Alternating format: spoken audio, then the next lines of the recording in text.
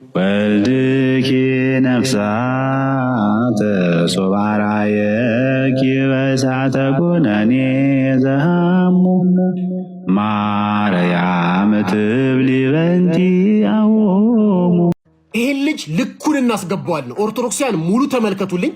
ለ50 ሺህ ሼር ማድረግ እንዳይረሳ። ሙሉ አቅም ስጡት፣ በጣም አቅም ስጡት። አዳምጡት።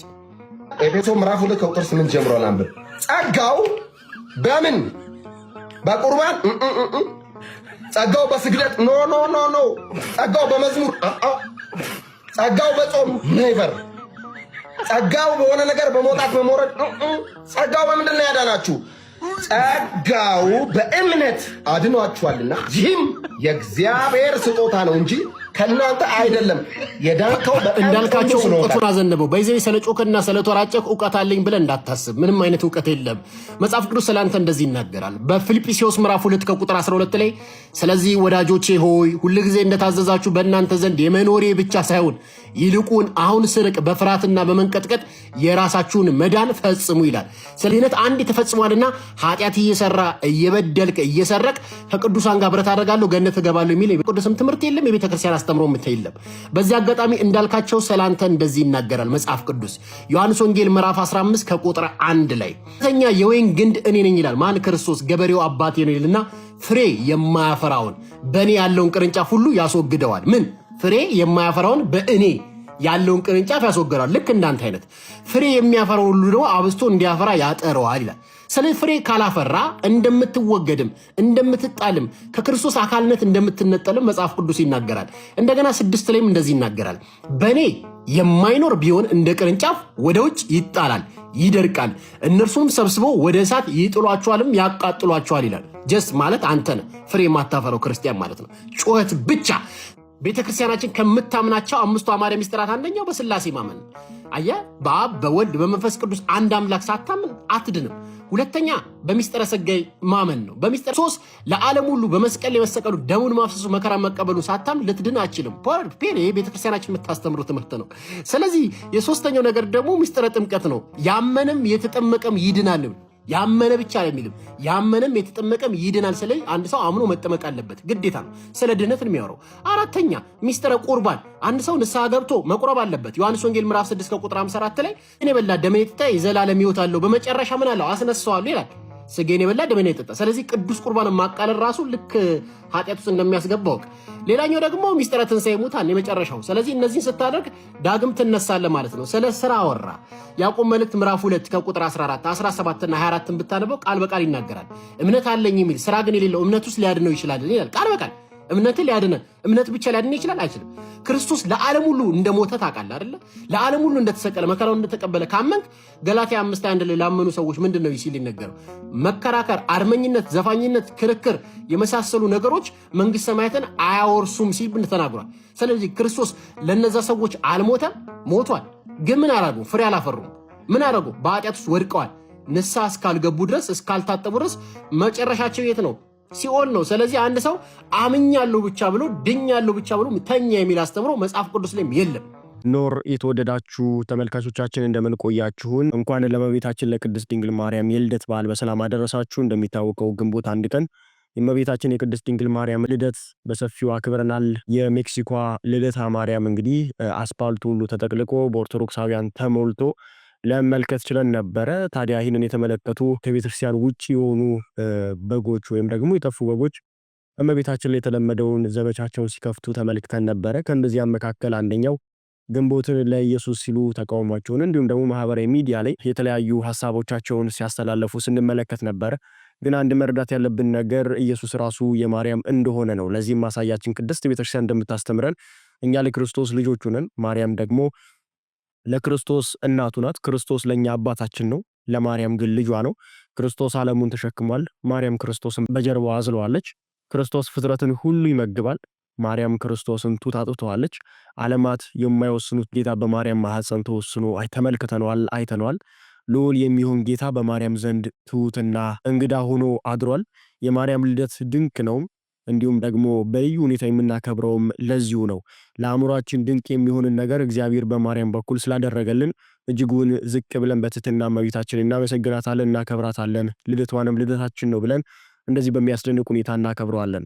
እግዚአብሔር ድንቅ ስራውን ያደረገባት እናቱ ማርያም ልደቷን አክብረናል ማለት ነው። ለዚህም እንኳን አደረሳችሁ በድጋሚ እንላለን።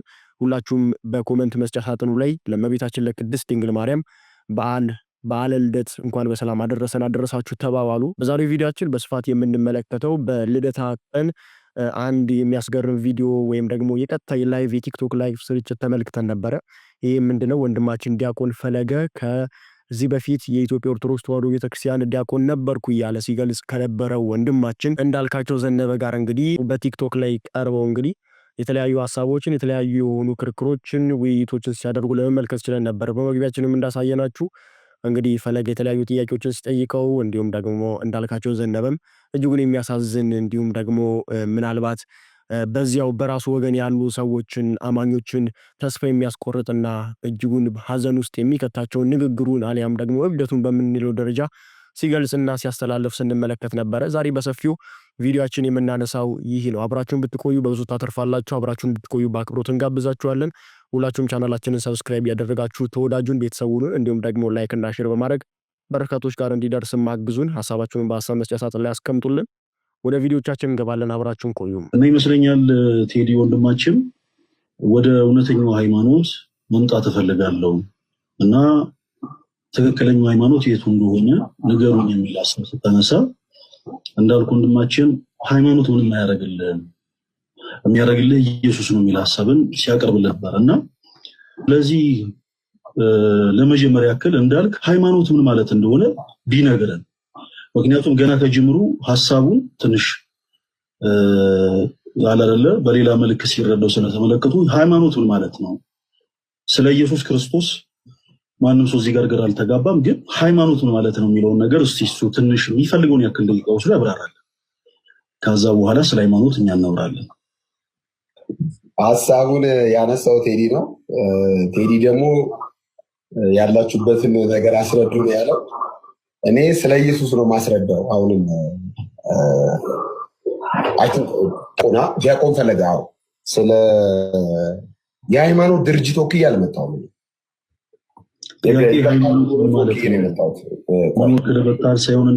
ወንድም ፈለገ እባክህ ዲያቆን ፈለገ እባክህ። እሺ ጨርስ።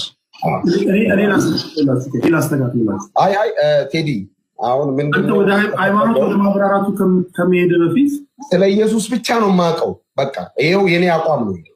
ስለ ኢየሱስ ብቻ ማቀው። ይሄ መጽሐፍ የነገረኝን ነግራለሁ። የኔ ጥያቄ ለምንድን ነው አትመልሽልኝ? ፈለገ ይመልስልህ። እኔን ተውና የቴዲን መልስልህ። እኔን ተው። ጌታ ይባርክ። እዛ እንዳልክ ተራ ትነግረኛለህ። እኔ ፈለገ ቴዲን አውራው። ፈለገ ቴዲ ወደ ዘላለም ህይወት መሄድ እፈልጋለሁ አይደል? አደኝ ነው ዘዴ የመንፈሳዊ ነገር አላማው ምንድነው? ያለንበት ዓለም ጊዜያዊ ዓለም ነው። ስንሞት ወይ ገነት ይጠብቀናል ወይ ገሃነም ይጠብቀናል። እኔ ወደ ገሃነም መግባት አልፈልግም፣ ወደ ገነት ነው መግባት የምፈልገው። እናንተ ወደምትሄዱበትና እንዴት? አይ ፈለገዬ እኔን ተወኝ ለጊዜው ለትንሽ ደቂቃ። ቴዲዬ ነው እዛው ላይ ተባረክ። እሺ መልካም ሐሳቦችን ያነሳሁት በእግዚአብሔር በሚያውቀው እንዳልክን ለማፋጠጥ ወይ ተከሻለ መለካካት ሳይሆን ነገር ግን ነገርን ከስሩ ሲወራ መልካም ነው እና ስለዚህ የቴዲን ጥያቄ አነሷለሁ። ግን ዞሮ ቴዲ ያንተ ጥያቄ መመለሱ እንዳለ ሆኖ በተመሳሳይ አንተም ጋር እኔም ጋር ኤልም ጋር ሁሉም ጋር ደግሞ ተቀምጠው ደግሞ የሚነሱትን ሐሳቦች የሚያዳምጡ ሰዎች አሉ። ስለዚህ ለነዛ ሰዎች በደንብ አድርገን ማስተላለፍ ያለብን መልእክት እናስተላልፋለን። በመጀመሪያ ሃይማኖት ማለት አስተምህሮ ማለት ነው። ማላቀውን አላቅም የምታውቀውን ደግሞ አውቃለሁ እንድትል ስለምፈልግ ማለት ነው። ከሁሉም የተሻለ ግዕዝ ቋንቋን አውቃለሁ ስትል ስለሰማሁህ እግዚአብሔር በመጀመሪያ ሰማይና ምድርን ፈጠረ የሚለውን የዘፍጥረት መጽሐፍ ምዕራፍ 1 ከቁጥር 1 ላይ ያለውን ቃል በግዕዝ ቋንቋ በደንብ ግዕዝን በጣም ስለምችል ማለት ነው። ማለት በግዕዝ ፈለገዬ እኔ ስለ ኢየሱስ ታወራለህ ስላለ ግዕዝ ላይ ነው። ኢየሱስን ስበክ እያልኩ ፈለገዬ እኔ የት ልሂድ ነው?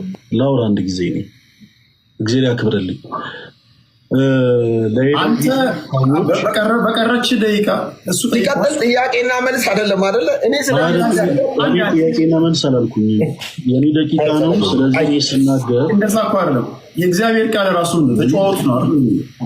ስለዚህ እሷን ያልገባውን ነገር ክሮስቶክ አሁን ለምሳሌ ባለው ደቂቃ ላይ ይህን ስትል ስለሰማሁኝ ይህን መልስልኝ ቢል ክፋት የለውም። አንተም ደግሞ ባለች ደቂቃ ላይ እሱ ሲያስረዳ ያልገባህ ነገር ካለ ትጠይቀዋለህ በደስታ።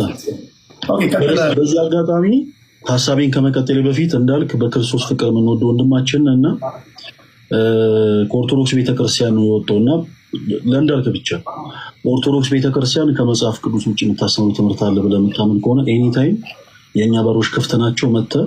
መተወይ ደስ የግድ ኦንላይን ላይ መሆን የለበትም። ምናልባት ከሶሻል ሚዲያም ውጭ ማውራት የምትፈልግ ከሆነ ከኛ ጋር ማውራት ትችላለህ። እሺ፣ ለእንዳልክ ስለ ግዕዝ ቋንቋ የጠየቁት ግዕዝ ቋንቋ ማወቅ የእውቀት ጥግ ሆኖ አይደለም። በነገራችን ላይ በዚህ አጋጣሚ የትኛውም በምድር ላይ ያለ ቋንቋ ተመሳሳይ ነው። ግዕዝ ከሌላ ቋንቋ የሚለየው ምንም አይነት ነገር የለም። ግን እንዳልክ ቅድም ትንሽ ሲያፏጭበት ስለነበረ ነው ግዕዝ ቋንቋን ከማንም የተሻለ ከማንም የበለጠ እችላለሁ የሚል ሀሳብን ሌላው ጊዜ አይለመደን። እንደዚህ አይነት ቦታ ላይ ስንገኝ በቻልነው አቅም የምናውቃትን ነገር ብቻ እንናገር። አንዳንድ ጊዜ ምንድነው የሚባለው ይሄ የማናውቀውን ነገር መፈትፈት ዋጋ ያስከፍለናል። እና በጣም ቀላል የሆነ ጥያቄ ነበር የጠየቁት። በመጀመሪያ ጊዜ ሰማይና ምድር ፈጠረ የሚለውን ቃል በግዕዝ በል ነበር ያልኩት። በግዕዝ በቀዳሚ ገብረ እግዚአብሔር ሰማይ ወምድር ነው እና በጣም ሲምፕል ነው። ለዛ ነው ቀለል ያለውን ሀሳብ ያነሳውለት። ተወዳጅ ወንድማችን ለሌላው ጊዜ ማታውቃቸውን ነገሮች እንደምታውቅ አድርገህ አክትብ አታድርግ። ለምሳሌ ፕሮቴስታንት የሆኑ ሰዎች የግዕዝ ቋንቋ ስለማይችሉ ግዕዝን ያውቃሉ በሚል ትንሽ ባናታለላቸው የምናውቀውን ነገር ብቻ እንደምናቆረ ብናወራ። ኢየሱስ ያድናል። በቀረኝ ደቂቃ መመሰክርላችሁ ይህን ነው። ኢየሱስ ያድናል። ከዚህ ውጪ መዳን፣ ከዚህ ውጪ ረፍት የለም። እኔ አላልኩም። ኢየሱስ ስለ ኃጢአታችሁ ሞቷል። ቅድም ተናግሬያለሁ። እግዚአብሔር ባህር ለመክፈል ልጁን አላከም። እግዚአብሔር ጠላት ለመግደል ልጁን አላከም። እግዚአብሔር የአንበሳን አፍ ለመግደል ልጁን አላከም። እግዚአብሔር የሆነ ነገር ለማድረግ ልጁን አላከም። ነገር ግን ከኃጢአት ለማላቀቅ፣ ነገር ግን ለማዳን እግዚአብሔር የገዛ ክንዱን የተዘረጋ ክንዱን ሰዎች ባልጠበቁበት መንገድ በዚያ መንገድ ኢየሱስ ወልድ ስጋ ለብሶ በመካከላችን ተገኝቷል። ይህ የተገለጠው ኢየሱስ ከኃጢአት፣ ከርኩሰት፣ ከርግማን፣ ከበደል፣ ከተለያዩ ቆሻሻ ማንነቶች ያነጻል። መዳን ትፈልጋላችሁ? አንድ መንገድ አለ። መንጻት ትፈልጋላችሁ? አንድ መንገድ አለ። ማምለጥ ትፈልጋላችሁ? አንድ መንገድ አለ። መታረቅ ትፈልጋላችሁ? አንድ መንገድ አለ። ወደ አብ መግባት ትፈልጋላችሁ? አንድ መንገድ አለ። መጽሐፍ ቅዱስ ጥቅሱ ጠፋብኝ። የሆነ ቦታ ላይ እነ ጳውሎስ እያስተማሩ ጳውሎስ ጸሎት ከማስረዘማቸው የተነሳ ሕፃኑ ልጅ ከጉልላት ላይ ወድቆ ሞተ እና በሰዓቱ ጳውሎስ ስላሉ ነው እንጂ ልጁ ሌላ ሰባኪዎች ቢሆኑ ኖሮ አይነሳም ነበር ከሞት ነው። በተለይ እንደዚህ እድሎችን በምናገኝ ሰዓት አጠቃቀም ላይ የሚያዩ ሰዎች እንትን እንዳይሉ ቱ ዘ ፖይንት። ዋናው ሀሳባችሁ ምንድነው? አሁን ለምሳሌ እስከ አንድ ደቂቃ ከሆነ የምታወሩ ከአንዷን ደቂቃ ኤፌክቲቭሊ የመጠቀም ነገር ተመልካች እንዳይል ማለት ነው። እሺ ኤርሚ ወደ አንተ ልምጣ ወንድሜ። ስራ ያጸድቃል ወይ? በራሱ ስራ ሊያጸድቅ አይችልም። በራሱ በክርስቶስ ውስጥ ያጸድቃል። አሁን ይቺን ነው ብቻ የምትለው። አየህ፣ እምነት ብቻ ሲባል አይ ስራ ስንል ስራ ብቻ ተብሎ የስትሮማን ፋላሲ የሚባል ነገር አለ። እኛ ያላልነውን ነገር እንዳለው ተደርጎ ይሆናል። በክርስቶስ ላይ አንድ ሰው ግንድ ከሆነ በኋላ ከዛ ፍሬ ማፍራት አለበት። ፍሬ ካላፈራ ይቆረጣል። ያ ግን ከክርስቶስ ነው መልካሙ ነገር ሁሉ የሚመነጨው። ያንን ተቀብሎ ግን መልካም ስራ የማያሳይ ከሆነ ይቆረጣል። መቼ ተቆረጠ የምንለው ሲሞት ነው። ባይዘው በአንዴ ልክ አንድ ሰው ሲዘሙት እንደዚህ ይቆረጣል የሚልም ትምህርት የለም። መጽሐፍም በምሳሌ ያስረዳል። አንድ የወይን ጠባቂ አለ። ቁረጠው ይለዋል መጥቶ የወይኑ ባለቤት ማለት ነው። ፍሬ አላፈራም አላየሁባትም፣ ቁረጣት ሲል 1 ዓመት ጠብቀኝ ልኮትኩታት ልንከባከባትና ፍሬ ታፈራ ይሆናል ይለዋል። እሺ የሚቀጥለው ዓመት እመጣለሁ፣ ግን እስከዛ ፍሬ ካላፈራች ምን ታደርጋታለህ? ትቆርጣታለህ ይለዋል። እግዚአብሔር ይታገሰናል ሁልጊዜ። በክርስቶስ ግንድነት ላይ የምንጣበቀው አምነን በሚስጥራት በኩል በጥምቀት እንጨመራለን። ልክ ከተጨመረን በኋላ መልካም ስራ እንሰራለን። ያ መልካም ስራ ከየት መጣ? ከእግዚአብሔር የመጣ መልካም ስራ። ማን ኃይል ይሆነናል? ጌታ ኢየሱስ ክርስቶስ ኃይል ይሆነናል፣ ጉልበት ይሆነናል፣ ጸጋው ያግዘናል፣ ይረዳናል። ጸጋው በራሱ ግን ዝም ብሎ እንደዚህ እየሄደ ፍሬ አያፈራም። መጠንቀቅ ያለብን። ስለዚህ ጸጋው ኃይል ነው፣ ጸጋው የሚያሰራ ነው፣ ጸጋው መልካም የሚያደርግ ነው። ያንን መልካምነት ተቀብለን ምን እናደርጋለን? እናሳያለን፣ እንሰራለን። ያ ስራ ደግሞ ያጸድቃል። የመርገም ጨርቅ የሚሆነው ያ በክርስቶስ በሕግ ስራ እንጸድቃለን ካልኩ እርሱ የመርገም ጨርቅ ነው። የያዕቆብ መልእክት ምዕራፍ 2 ከቁጥር 24 ላይ ግን ምንድን ነው የሚለው? ሰው በእምነት ብቻ ሳይሆን በስራ እንዲጸድቅ ታያላችሁ። ይህ የሚያጸድቀው ስራ ነው፣ በክርስቶስ ኢየሱስ የሆነው ስራ። በክርስቶስ ኢየሱስ ያልሆነው ስራ ግን አያጸድቅም። ስለዚህ ለአንድ ክርስቲያን ፍሬ አፍራ ትለዋለህ። ልጨርሰው። እሺ፣ ለአንድ ሰው ላላመነ ሰው ወይም ኢየሱስ ክርስቶስን ለማያውቅ ሰው ጌታ ኢየሱስ ክርስቶስን ተቀበል ትድናለህ። ጌታ ኢየሱስ ክርስቶስን ለተሰበከ ሰው ደግሞ በሚስጥራት ማለፍ አለበት። ተጠመቅ ትለዋል። ልክ ሐዋርያት እንዳደረጉት። ግን የምትጠመቀው ዝም ብለህ ለመሰካሪነት ነው? ኬት እናመጣዋለን? ሐዋርያት ያልተናገሩት ኬት ይመጣል? ይሄ ዲኖሚኔሽን ነው። የሆነ ሰዓት የሆኑ ሰዎች የፈለሰፉት የአይምሮ ውጤት።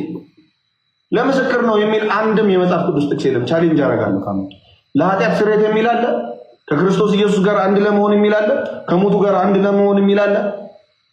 ይሄ አሮጌው የኃጢአት ስጋችንን ለመሻር የሚል አለ። ስለ ጥምቀት ስጋዬን የሚበላ ደሜን የሚጠጣ የዘላለም ሕይወት አለው ብሏል እና ከቅዱስ ሚስጥራት ተካፈል እንለዋለን ስለሚል መጽሐፍ ቅዱስ። ስለዚህ ኢየሱስ ባይዘው አልተጠቀምኩም፣ የተጠቀምኩት ሰዓት ረበሽ። ስለዚህ ኢየሱስ ክርስቶስን በትምህርቱ በኩል ነው የሚሰበከው።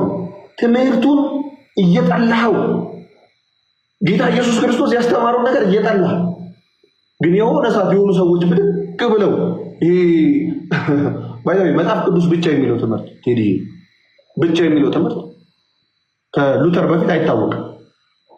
ኬት መጣ? በአንደኛው ክፍለ ዘመን አይታወቅም። በሁለተኛው ክፍለ ዘመን አይታወቅም። ክርስቲያኖች ባሉበት ማለት ነው። ከዛ የሆነ ሰው እያመጣው ሶላ ስክሪፕቸር አሉን ተብሎ አሁን እሱም ብቻ እንደዛ ካልኩኝ ወንጌል ሰባኪ፣ አይ እንደ አንደኛው ክፍለ ዘመን ነው የምኖረው ካልኩኝ ደግሞ አይ አትሆኑ የለም ባይዘው እንደዛ ነው። ስለዚህ መታወቅ ያለበት ክርስቶስ የሚሰበከው በትምህርቱ ነው። ሐዋርያት እንደሰበኩት ነው። በትምህርት በኩል ይሰበካል፣ በትምህርት በኩል ይገኛል።